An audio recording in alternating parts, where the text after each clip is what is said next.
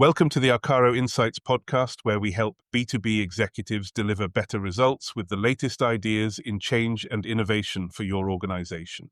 The episodes feature fascinating discussions with interesting people who have a great story to tell, as well as our original content communicated with AI voices. If you can, please read the show notes to get the most from each episode. Thank you for listening. We hope you enjoy it.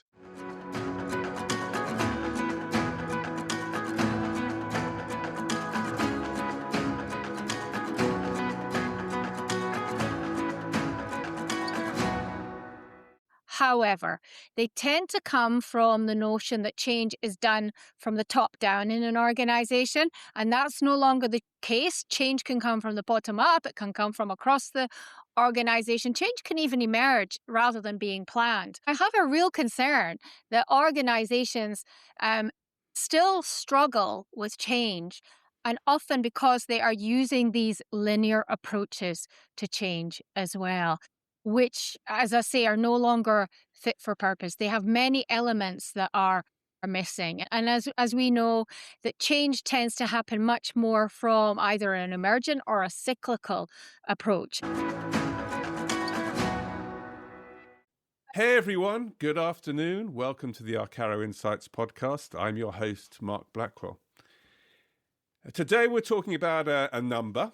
70% of organizational transformations fail. Well, I've no idea actually if this is really true. It could be one of those things which is quoted a lot, and I think, a lot of people reference it. Maybe our guest today can clarify that. But I think we can all agree on change is a lot harder than it really might appear.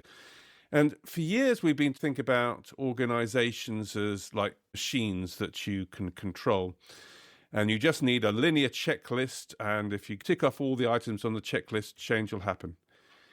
But our guest today, I think, is going to challenge this idea and thinking of organizations being more like complex, living, breathing organisms, where we need a different approach. And so today, I'm going to introduce you to Professor Julie Hodges. Julie brings a unique perspective of both academic and commercial experience, bringing 20 years at PwC and Royal Bank of Scotland, together with her current role as Professor of Organisational Change at Durham University Business School. Julie, it's a pleasure to have you here. Thank you. I'm delighted, and thank you for the invite to join you today as well, Mark. Oh, thank you, Julie. Well, this is a conversation I've been looking forward to have for a while. I know you've been really busy, but I read your last book and loved it a lot. Lots of great stuff in there. And I think you're right. You, in your book, in your writing, do the same as your career, which is carefully balance practical experience with academic rigor. And I loved that approach. And right off from the first chapter, and as I was reading right from the beginning, you broach this subject that many of these linear models of change that we've come across may not be right. So hang on, before we get going too deep into the weeds, what is a linear model for change?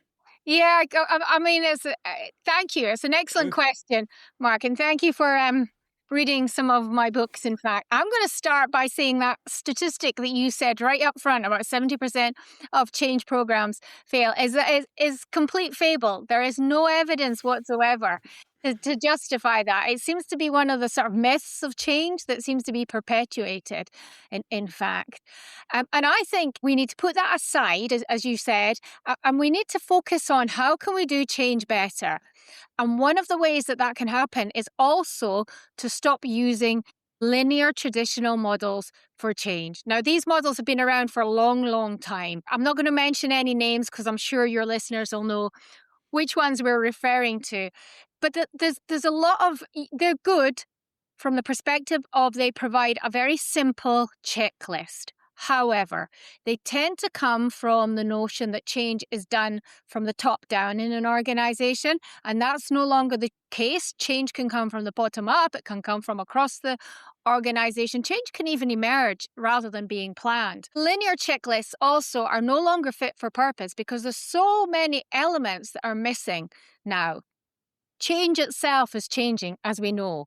We're living in an era of transformation. We're living in an era of when AI is imposing on organizations, and that is getting faster in terms of the technological developments that it's bringing with us. And I have a real concern that organizations still struggle with change, and often because they are using these linear approaches to change as well, which, as I say, are no longer fit for purpose. They have many elements that are missing. And as we know, that change tends to happen much more from either an emergent or a cyclical approach, in fact. So it's not just a matter of ticking a number of stages. Often there's with cyclical or a spiral model of change, it means going round the cycle several times. And it is not change. When I talk about change, I'm talking about transformational change. There's also what's called incremental change, which happens step by step. And that's a sort of change that is happening around us all the time. And sometimes we don't even notice it happening, in fact. And when people talk about constant change, they tend to be talking about incremental change. Transformational change, on the other hand, tends to hit the deep structure of an organization. It hits the strategy, it hits the structure, it hits the mission, it hits how work is done, it hits the behaviors of people too. And that makes change more complex. It makes change more messy. And change is complex, it's messy because people are involved in it.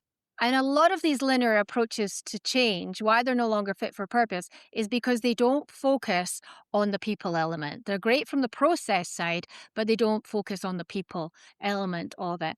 And certainly, if we want change to be successful, we need much more focus on what I call people-centric change. And that's about getting a balance between the process and the people side of it. It's not about throwing out the process and just focusing on people, but it's getting a much better balance, in fact, because ultimately, change is only successful, it's only implemented successfully and sustained successfully because people change their ways of working, they change their ways of behaving as well. Julie, goodness me, it's a relief to hear one of the global experts on change describe it as messy. I mean, that brings some truthful honesty to the process, because all these chevron linear processes make it look so clean and forecastable and manageable. But it's a relief to hear from you that it really isn't like that, and you know, it reflects much more on my own personal experience. But you know, so what? If it's not this beautifully clean process, because our brains want this certainty of delivery, and for goodness sake, if you're in charge of a business and you've got to deliver change, what you want to hear is certainty from consultants or experts. That's what your brain wants, because you've got to deliver. If linear isn't the approach, then goodness me, what should you do on Monday morning when you've been told, hey, you've got to to implement the strategy, we've got to do some major change in this organization? What would you do? Yeah, well, I would say it's rather than one person at the top of the organization saying, this is what we need to do, there needs to be some time to actually have conversations and engage people that will be impacted, that will influence the change, that will be affected by any change, or that are, have expertise. Because change and research shows us the most successful change is change that actually, whenever feasible, engages people in it, that engages the key people that will be affected, that can influence the change as well, too. And we all can easily say, oh, this is what we want to do and get on and do it. But again, change that is imposed because one person on a Monday morning has been told they have to do something is not going to be successful.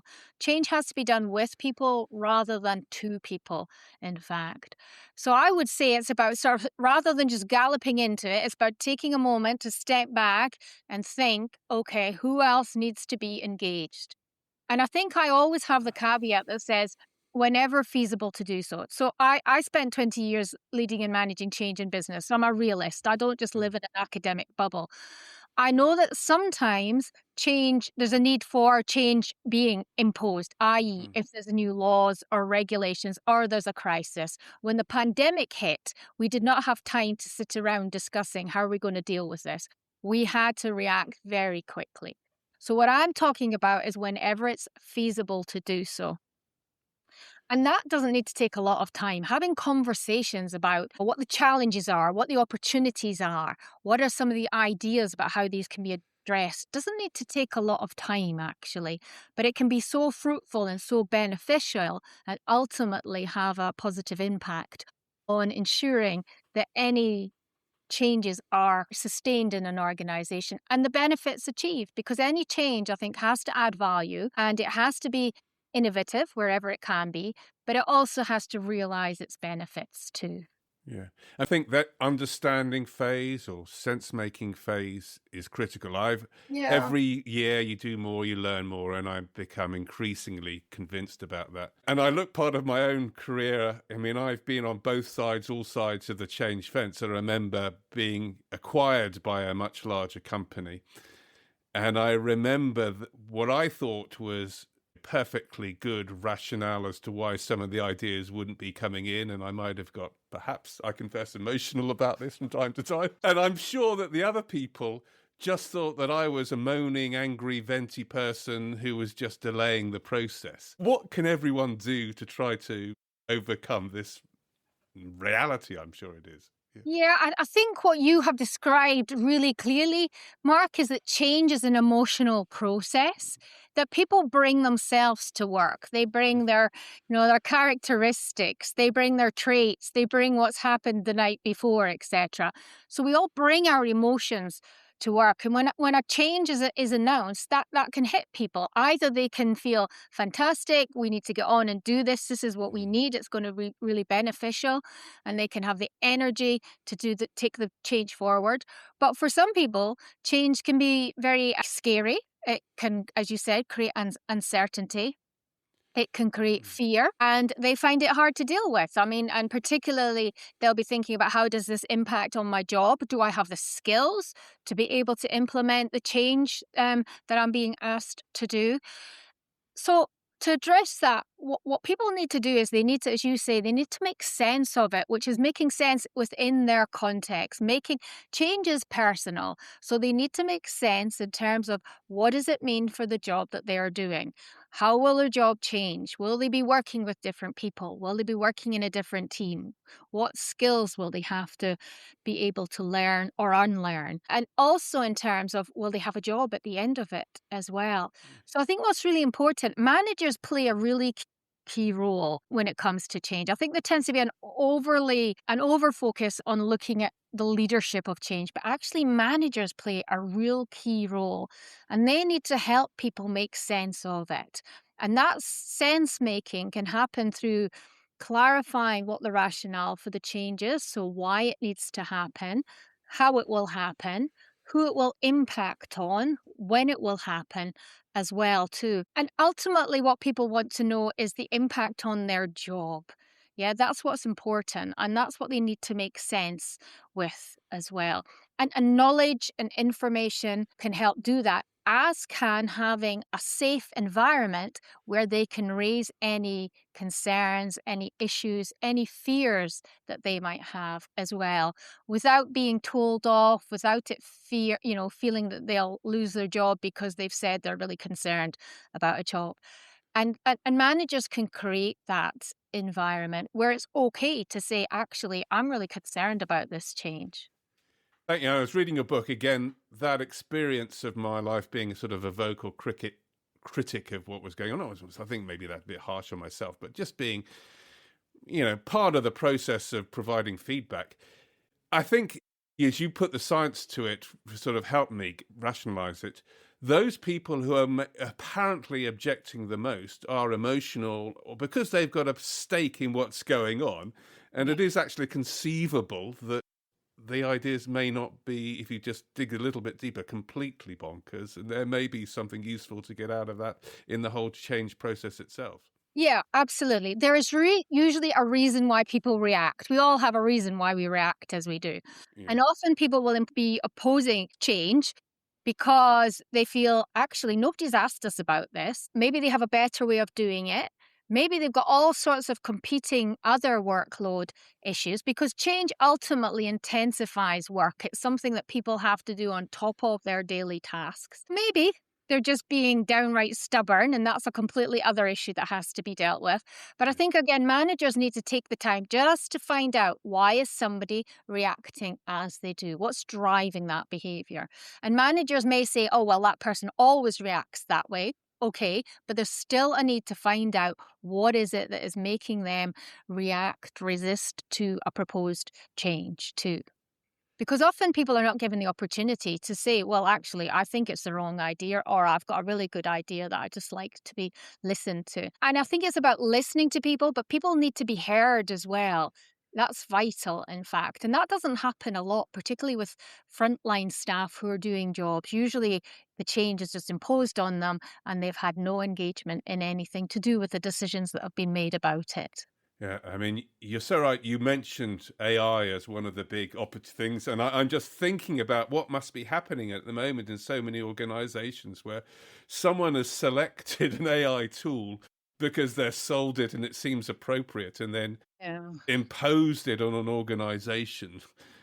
What would you advise in that situation right now? Yeah, I think AI, there's a lot of hype about it. I've grown up through the evolution of technology, and I'm a great advocate of technology. And I think we have a lot of hype at the moment around AI. AI is moving faster, though. I think the developments are happening very quickly. I think AI needs to augment the work that people do. It's not at a stage where it's going to take over. Yes, there'll be certain operational, transactional jobs that AI will be able to do. It will mean re-evaluating the roles in organizations, and it will involve reskilling and upskilling people as well too. That's important. And I think it's being clear and transparent about that. I think rather than rushing in to think, we need AI to do this, this, and this because our competitors are doing it, it's about actually taking a time to think about what's the best approach where we can work with AI and AI can support what we actually do as well. So I'm putting myself right now in the shoes of leader. We've now convinced them that listening to people is a very effective part of the process if we're doing any change. But he or she is still feeling under time and budget pressure to deliver results. Right? So that's the mental model I have for myself right now. So we think about understanding, okay, so we listen, and so why don't we just design a solution and make it? Isn't this co-creation stuff? Isn't this just designed by committee? And isn't this going to be very inefficient? How would you react to anyone who said that? I think a lot of managers do come up with arguments against it. And that's because they're not willing to take the time to encourage collaboration. I think if they want the change to be sustained effectively, again, research shows us that wherever change is co-created, where teams collaborate on the change itself, then it's more effective. And I think it's worth taking time to get the right people around the table to come up with the ideas, come up with the approaches that can be taken as well, because ultimately it's these people that will have to implement the change and make changes to their ways of working and their ways of behaving. So it's worthwhile investing the time up front rather than getting to the stage where they discover they've invested so much time and money in a new process or system or whatever it might be, and it's not working. Yeah, you were completely right to call out the accuracy of the 70% number, right? But there is clearly a high failure rate in many change processes, which means that we've got to do something different for many organizations. And you're giving a few pointers to that. I often wonder, that when I look back on past transformations, for one reason or another, I often thought, well, why isn't the HR function more engaged in what's going on? And have you ever come across experiences of where it's worked well, or any data suggests that there's a hunch there about something? So yes, I did a global research project on the role of HR in change a few years ago and wrote a whole book about it, in fact, about the role of HR. And AI can be a really beneficial tool for HR in that it can take away lots of the transactional stuff that HR have been doing for years and years. All of that traditional transactional stuff, it can take away from HR and free up HR to be much more involved at a strategic level with change. So HR should not do the change. That's not their role. But it's absolutely, they should be there to help facilitate change and to support managers and employees with the change too. So shifting from that transactional to a much more transformational role where they can coach managers, where they can provide the support that people need as they go through a change experience. And I think, I can't name any organizations, but there are some that are doing that. People that, even those that have renamed their HR functions from human resources to people departments, whatever that might be. So there are some companies that are beginning to do that, in fact. And over the years, there's always debates about, is this the death of HR or not? So to avoid that happening, HR do have to make the change. And the research that I did showed clearly that there's people in HR who are keen to make the shift. What they need is the support at an organizational level to do that. Just as an aside, the last podcast was with Charlene Lee, and who's got a book coming out. And she pointed out to the vaccines company Moderna, that came with the COVID vaccine fame, they have put the implementation and design of AI underneath the HR function. Yeah. Which is quite radical, but it just shows that their way of thinking about getting the work done requires a holistic approach to resourcing, workflow patterns, and all of that, which is whole part of the change process, which I thought was quite an interesting little twist. I don't know how well it's going to go, but it's certainly an experiment to think about or watch at the very least. Yeah.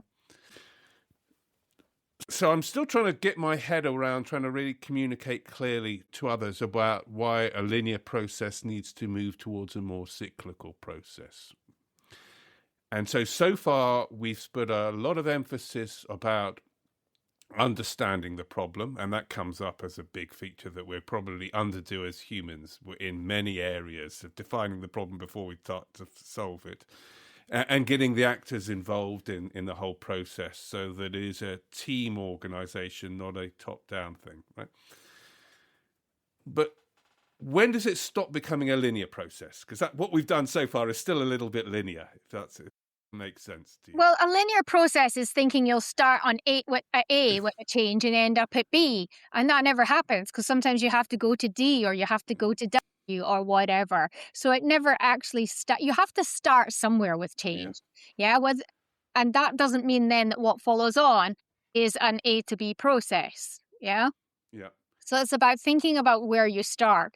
And change can be planned. And that means looking at, okay, what are the internal and the external factors that are impacting on an organization that are driving change, whether that's political, economic, geopolitical issues that are happening every day at the moment that are impacting on organizations, technological, etc. So I think there has to be a starting point, definitely. I'm thinking now practicalities. We've both been in the commercial world. So there are two things I'm thinking about. Whoever is delivering the change to the executive team or to the board, how do they move away from, if I'm not on this schedule that you want me to be on, I must be wrong, to, hey, it's normal that I'm not on my schedule and this is the benefit or something. What advice would you give to someone reporting upwards?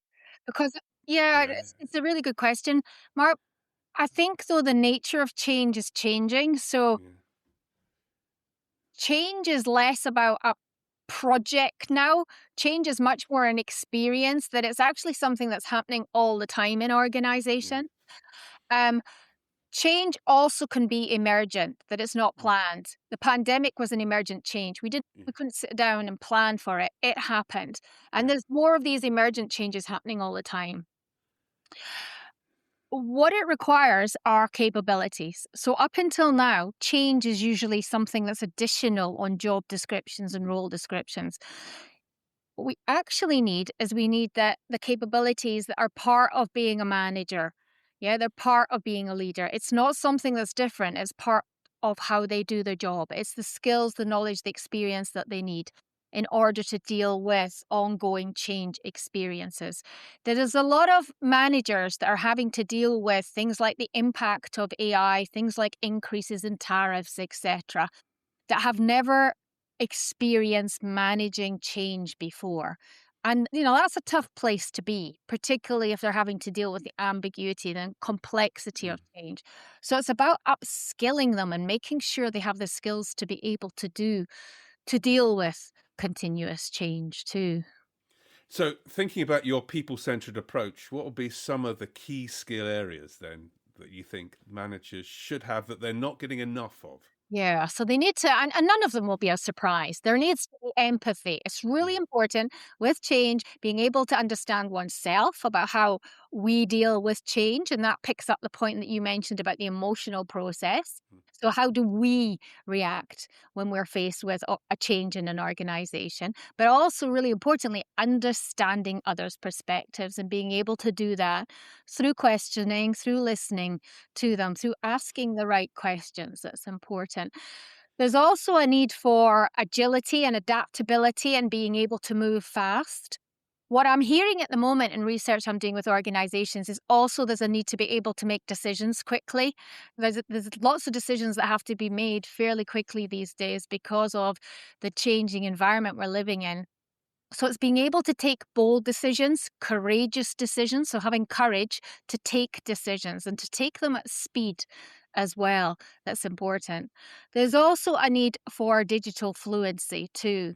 So I think a lot of managers are learning as they are going, and many of their staff are probably more experts in AI than they are. So that we have to have that digital fluency as well. Yeah, I think these are the things that come to mind.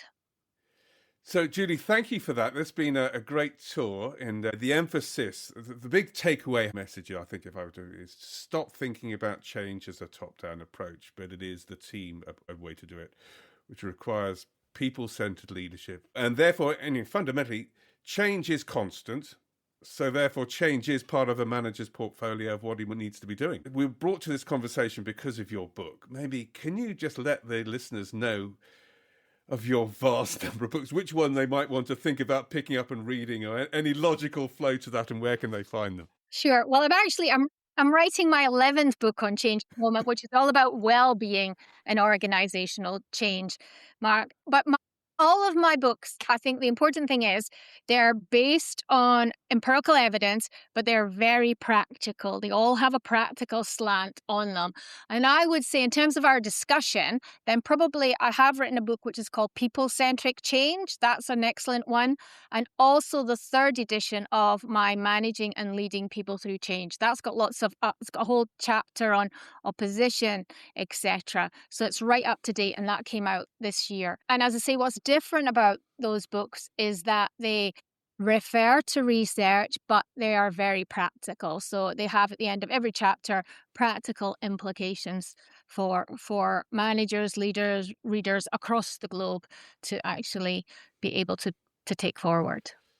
Julie, and I also want to comment to the listeners, Julie's very active on LinkedIn, so you can follow her there to get lots of small but very useful bite-sized nuggets to start your day from, which I, again, thank you for, Julie, and I'm sure you wouldn't mind if anyone contacted you from there. But yes, please do. Listen, just to emphasize again, I think as you dip into the material from Julie, maybe it's people like me that resonate from it, but it's anecdotes supported by real science and research that makes it powerful stuff. Thank you, Julie. It's been really great to have you on the show today. Thank you, Mark. It's been a pleasure.